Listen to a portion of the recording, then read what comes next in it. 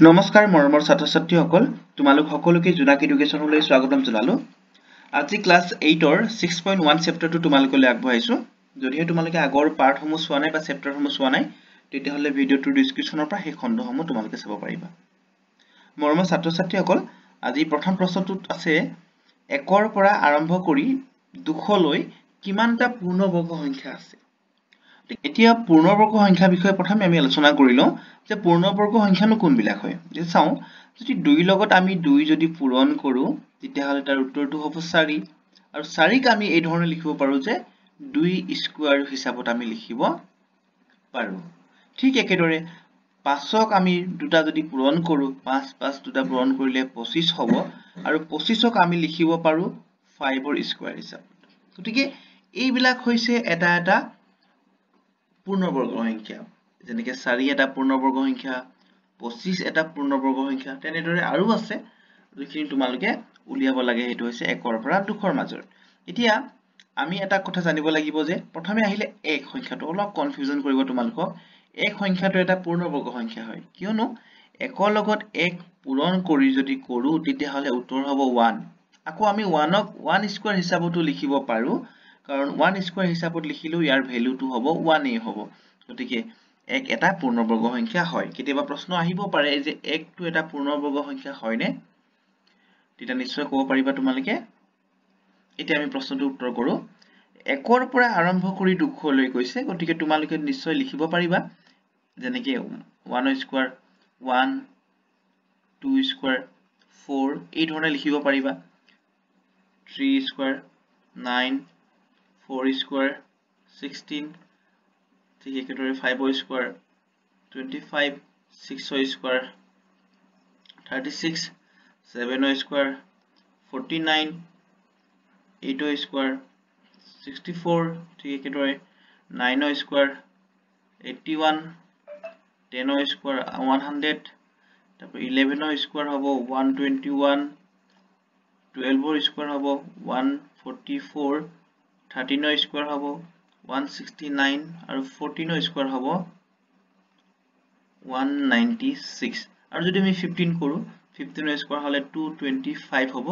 কিন্তু আমাক কৈছে যে 1 ৰ পৰা 200 ৰ ভিতৰত কৈছে গতিকে আমি এই 15 সংখ্যাটো লব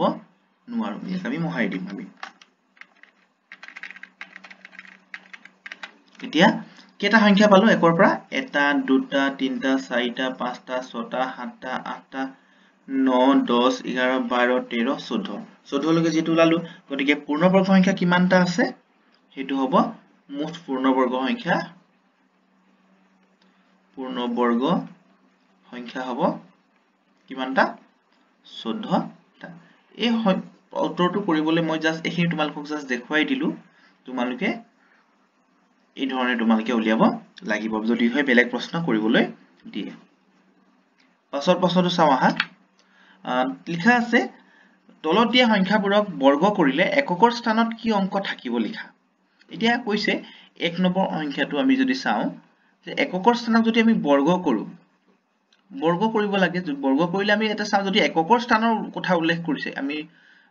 হু হাতৰ পৰা আমি হিসাব কৰি যাম প্ৰথমটো হ'ব একক আৰু পাছৰটো হ'ব দহক তাৰ পিছত হ'ব শতক এই ধৰণে গৈ থাকিব প্ৰথমটো একক আৰু দহক গতিকে যেতিয়া আমি স্কয়াৰ কৰিম এই সংখ্যাটো বৰ্গ কৰিম তাৰ মানে একৰ সংখ্যাটো বৰ্গ কি হ'ব একে থাকিব আকৌ সেকেন্ড সংখ্যাটো ইয়াকো যদি আমি বৰ্গ কৰো পাছৰখিনি চাব নালাগে কেৱল এককৰ স্থানতহে উল্লেখ কৰিবলৈ দিছে গতিকে এককৰ স্থানত এক থাকে এটো একে থাকিব আৰু 9 থাকিলে কি হ'ব 9 থাকিলেও ইয়াৰ উত্তৰটো হ'ব 1 কিয়নো 9 ক যদি আমি স্কয়াৰ কৰো তেতিয়া 81 হ'ব 81 হলেতো লাষ্টৰ সংখ্যাটো এককৰ স্থানৰ হৈ কি থাকিব একে থাকিব এককৰ স্থান এটো একে হ'ব ঠিক একেদৰে 5 থাকিলেতো 5 এই থাকিব এককৰ স্থানত হেতু মনত থব লাগে আৰু বেলেগ সংখ্যা কেতিয়াও হ'ব নোৱাৰে যদি 5 থাকে 5 ৰ স্কয়াৰ 25 হ'ব গতিকে এককৰ স্থান হ'ব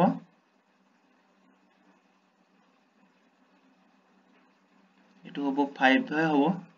আৰু 0 থাকিলে তো 0 এ হ'ব এটোটো 0 এ হ'ব উত্তৰ আৰু ঠিক একেদৰে 7 আছে 7 থাকিলে 9 হ'ব যেনেকৈ 7 ক যদি আমি স্কয়াৰ কৰো তেতিয়া 49 হ'ব তো ইয়াৰ উত্তৰ হ'ব 9 পাছৰ প্ৰশ্নখিনি কৈ দিছো কোৱেশ্চন নম্বৰ 3 ত আছে তলৰ সংখ্যাবোৰৰ পূৰ্ণবৰ্গ নোহোৱাৰ কাৰণ কি এটা কথা আমি চাব লাগিব যে কোনবিলাক সংখ্যানো পূৰ্ণবৰ্গ সংখ্যা হয় তাক আমি যদি কৰিব লাগে তেতিয়া আমি কৰি দেখাব লাগিব কিন্তু যদি ইয়াত কৈছে যে নোহোৱাৰ কাৰণটো উল্লেখ কৰিবলৈ কৈছে এটা আমি যদি চাও প্ৰথমে এটা উদাহৰণ আমি জানিব লাগিব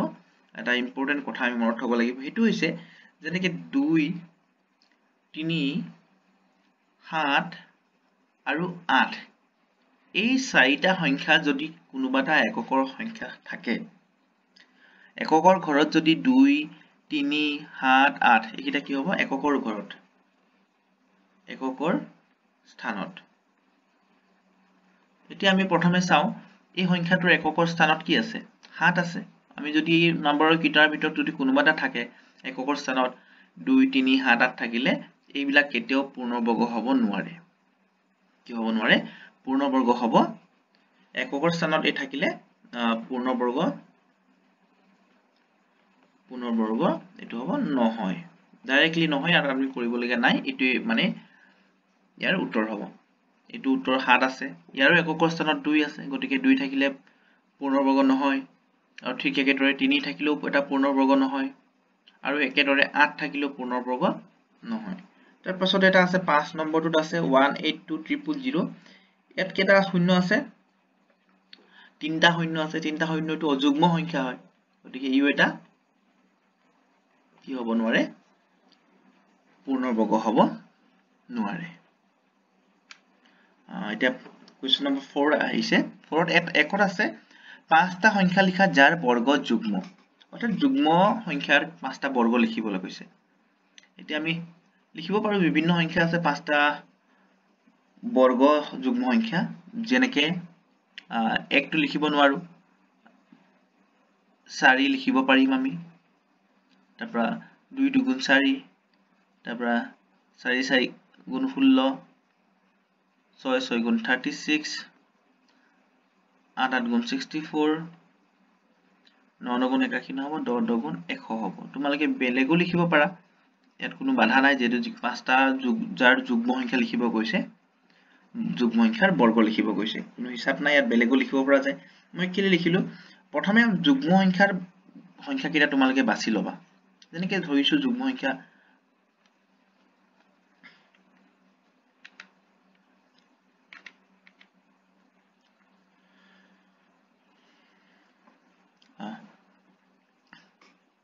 প্ৰথমে ইয়াৰ যুগ্ম সংখ্যাখিনি বাছি ল'ব লাগিব ধৰি লৈছো 2 4 6 8 10 12 এই ধৰণে লিখি যাম আমি আৰু ইয়াৰ ধৰণে ইয়াবিলাকক আমি বৰ্গ কৰি দিলো 2 বৰ্গ কৰিলে 4 4 কৰিলে 16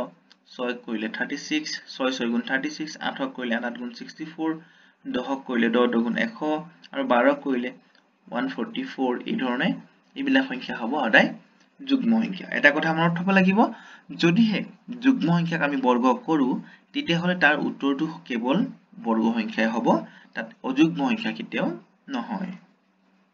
আকৌ সাইডত এটা দিছে চোৱা যে পাঁচটা সংখ্যা লিখা যাৰ বৰ্গ অযুগ্ম সেম আমি পদ্ধতি ব্যৱহাৰ কৰিম প্ৰথমে পাঁচটা সংখ্যা লিখি লম অযুগ্ম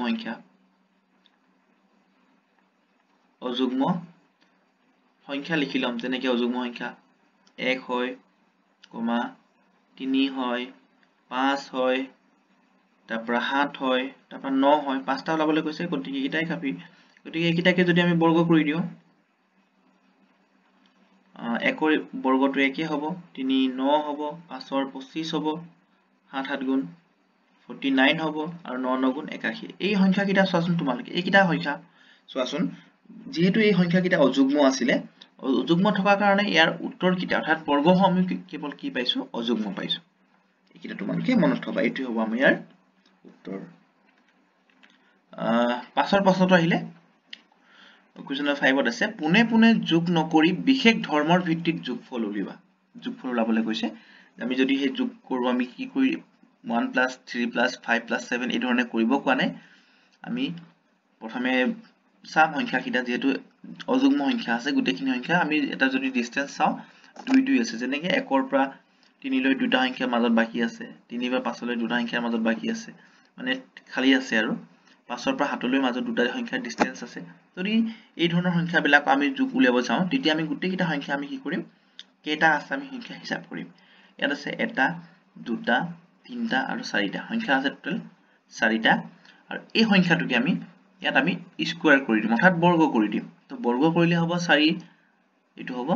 16 এইটো সংখ্যাখিনি আমি যোগ কৰিলো পাম আমি 16 ঠিক একেদৰে 2 নম্বৰ উত্তৰ একে আমি কৰিম সংখ্যা হিসাব কৰিম প্ৰথমে কেইটা আছে এটা দুটা তিনটা চাৰিটা পাঁচটা ছটা সাতটা আৰু আঠটা কেইটা সংখ্যা আছে আঠটা আঠক আমি কৰিম স্কয়াৰ কৰি দিম আৰু আঠক স্কয়াৰ কৰিলে হ'ব 8 গুণ 64 আৰু ইয়াৰ উত্তৰ হ'ব আমাৰ 64 এ হ'ব ঠিক একেদৰে কোৱেশ্চন নম্বৰ 3 ত আছে গোটেই সংখ্যাখিনি আমি যোগ কৰিম এটা সৰি হিসাব কৰিলম কেইটা আছে এটা দুটা তিনটা চাৰিটা পাঁচটা 6 7 8 9 10 11 12 13 কেইটা সংখ্যা আছে 13টা আছে আৰু 13ক যদি স্কয়াৰ কৰো কিমান হ'ব 169 এটো হ'ব আমাৰ ইয়াৰ উত্তৰ নিশ্চয় তোমালোকে কোৱেশ্চন আনসাৰখিনি বুজিবলৈ পাৰিছা আৰু এটা কোৱেশ্চন আছে হা আমি চাও কোৱেশ্চন নম্বৰ 6 ত আছে 36 ক 6টা ক্ৰমিক অযুগ্ম সংখ্যাৰ যোগফল হিচাপে পাব পৰা যায় নে না যায় আমি চোৱাচোন তোমালোকক যদি কওঁ যে 36 ক 6টা ক্ৰমিক অযুগ্ম সংখ্যা যেনেকৈ ক্ৰমিক অযুগ্ম সংখ্যা বুলি ক'লে প্ৰথমে আমি লিখি লম ক্ৰমিক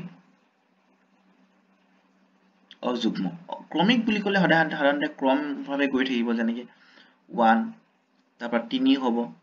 তাৰ পৰা 3 পিছত 5 হ'ব 5 ৰ পিছত 7 হ'ব অযুগ্ম কৈছে 7 ৰ পিছত 9 হ'ব কেটা কৈছে 6টা কৈছে এটা দুটা তিনটা চাৰিটা পাঁচটা আৰু 9 ৰ পিছত হ'ব 11 এই সংখ্যা কেইটা যদি আমি যোগ কৰো তেতিয়া 36 পোৱা যায় নে না যায় কৈছে বা পাব পৰা যায় নে না যায় এটা যোগ কৰা কেটা সংখ্যা আছে এটা দুটা তিনটা চাৰিটা পাঁচটা 6টা গতিকে 6 ক আমি স্কয়াৰ কৰি যদি আমি চাও 36 হ'ব গতিকে হয় 36 পোৱা যায় গতিকে যোগফল হিচাপে পোৱা তোমালোকে লিখি দিবা পোৱা যাব বা যায় এটো হ'ব ইয়াৰ উত্তৰ 15তকৈ ডাঙৰ 5টা ক্ৰমিক ত্ৰিভুজীয় সংখ্যা লিখা সেই সংখ্যাবিলাকৰ পৰা ক্ৰমিক দুটাকৈ সংখ্যা লৈ সিহঁতৰ যোগফলবোৰ বৰ্গ হয় নে নহয় পৰীক্ষা কৰা এটা ইম্পৰ্টেন্ট প্ৰশ্ন হয় ত্ৰিভুজীয় সংখ্যা যদিহে তোমালোকে বুজি পোৱা নাই যে ত্ৰিভুজীয় সংখ্যা কি হয় তোমালোকে এবাৰ চাই লোৱাচোন ত্ৰিভুজীয় সংখ্যা এইবিলাক হ'ব প্ৰথমে আমি যদি চাও ত্ৰিভুজীয় সংখ্যাবিলাক যেনেকৈ 1 এটা ত্ৰিভুজীয় সংখ্যা হ'ব তো 1 টোৰ লগত 1 এ থাকিব 1 ৰ ত্ৰিভুজ সংখ্যাটো 1 এ হ'ব ঠিক একেদৰে 1 ৰ পিছত আৰু এটা সংখ্যা ত্ৰিভুজ বাঢ়িব এটো হ'ব 2 তেতিয়া হ'ব 3 টো এটা ত্ৰিভুজ সংখ্যা হ'ব ঠিক একেদৰে 1 + 2 + এটা সংখ্যা বাঢ়িব প্ৰত্যেকটো ক্ষেত্ৰতে এটা সংখ্যা বাঢ়ি যাব 3 এটো হ'ব 6 হ'ব তো একেদৰে আকৌ 1 + 2 + 3 + এটা 4 বাঢ়িব এটো হ'ব তেতিয়া 10 হ'ব ঠিক একেদৰে 1 + 2 + 3 + 4 + এটা 5 বাঢ়িব এটা হ'ব 15 ঠিক একেদৰে আকৌ 1 + 2 + 3 + 4 + 6 অৰ্থাৎ এটা সংখ্যা বাঢ়ি যাব প্ৰত্যেকবাৰৰ ক্ষেত্ৰত 21 হ'ব আকৌ 1 + 2 + 3 + 4 + 6 + এটা 7 বাঢ়িব তো 21 লগত 7 বাঢ়িলে 28 এই ধৰণে বাঢ়ি যাব তো 28 লগত আকৌ কিমান বাঢ়িব এটো 8 বাঢ়িব তো মই কৰি দেখাই দিছো চাই লওঁ এটো বেষ্ট হ'ব 1 + 2 + 3 + 4 + 6 + 7 + 8 তো 28 লগত যদি 8 বাঢ়ে এটো 36 হ'ব তো ঠিক একেদৰে 1 + 2 + 3 + ... গৈ থাকিব ইয়াত খালি প্লাস এটা নতুন 9 এড হ'ব তো 9 যদি এড হয় 36 ৰ লগত যদি 9 যোগ কৰি এটা 45 হ'ব ঠিক একেদৰে আকৌ 1 + এই ধৰণে গৈ থাকিব ... 9 লগত খালি এটা হ'ব এটা এড হ'ব এটো হ'ব প্লাস 9 লগত এটো থাকিব ইয়াত আৰু লগতে 10 টো এড হ'ব তেতিয়া হ'ব 55 হ'ব এতিয়া আমাক হৈ গ'ল কি কৈছে 15তকৈ ডাঙৰ কৈছে পাঁচটা ক্ৰমিক ত্ৰিভুজীয় সংখ্যা গতিকে 15তকৈ ডাঙৰ সংখ্যা কিটা হ'ব 21 হ'ব এটা তাৰ পৰা 28 হ'ব 36 হ'ব 45 হ'ব আৰু 55 এই ধৰণে তোমালোকে সংখ্যাবিলাক বিচাৰি বিচাৰি লৈ থাকিব পাৰিবা আৰু আমি কৰি লম এইখিনি তোমালোকে সাইডত লিখি থৈ দিবা তেতিয়া পৰৱৰ্তী সময়ত তোমালোকৰ কামত আহিব যে ত্ৰিভুজীয় সংখ্যাবিলাক ওলাবলৈ বিচাৰিবলৈ সুবিধা হ'ব 15 তকৈ ডাঙৰ ত্ৰিভুজীয় সংখ্যা হল এটো হৈছে প্ৰথমে লিখিম আমি 21, 28, 36, 45, 45 আৰু 55 এটা কি কৈছে এই সংখ্যাবিলাকটো প্ৰথমে উলিয়ালো আমি তাৰ পিছত এটো এটা পাৰ্টটো হৈ গল আমাৰ সেই সংখ্যাবিলাকৰ দুটাকৈ সংখ্যাৰ যোগফল কৈছে যেনেকৈ প্ৰথম ক্ষেত্ৰত চাম আমি 21 plus 28 যদি যোগ কৰো কিমান হ'ব 8 কেনা 2 2 4 49 49 টো কিহৰ বৰ্গমূল হয় 7 ৰ বৰ্গ হয় গতিকে দুটা উত্তৰ শুদ্ধ হয় তাৰপৰা 2 নম্বৰটো কৈছে আমাক আকৌ 28 ৰ লগত আকৌ 36 যোগ কৰিম যেনেকৈ 28 plus 36 8 6 14 4 উকলিব 1 হ'ব তাৰপৰা 2 3 5 1 6 হ'ব 64 আৰু 64 টো 8 ৰ স্কয়াৰ হয় ঠিক একেদৰে 3 নম্বৰত কৰি চাম আমি 36 ৰ লগত আমি আকৌ যোগ কৰিম 45 6 5 11 1 3 4 7 1 8 হ'ব 81 তো 81 টো কিহৰ বৰ্গ 9 ৰ ঠিক একেদৰে 4 নম্বৰটো কৰিম আমি 4 নম্বৰটো কি আছে এটো লগত এটো কৰিলো এটো লগত এটো কৰিলো এটো লগত 36 ৰ লগত 45 কৰিলো আৰু 45 ৰ লগত 55 কৰিব আছে তো 45 plus 55 পাছে পাছে 10 শূন্য 1 উকলিব পাছে 9 1 10 100 হল 100 টো 10 এই ধৰণে আমি এইটা সংখ্যা উলিয়াব লাগিব গতিকে ত্ৰিভুজীয় সংখ্যাখিনি যদি তোমালোকে বুজি নাপালা মোক আকৌ কমেন্ট কৰিবা মই পৰৱৰ্তী সময়ত আৰু এটা ডাঙৰ ভিডিও বনাই তোমালোকক এই কনসেপ্টটো ক্লিয়াৰ কৰি দিম তো ইমান পৰে তোমালোকে জোনাক এডুকেশ্যন চাই থকাৰ বাবে অশেষ ধন্যবাদ জ্ঞাপন কৰিলো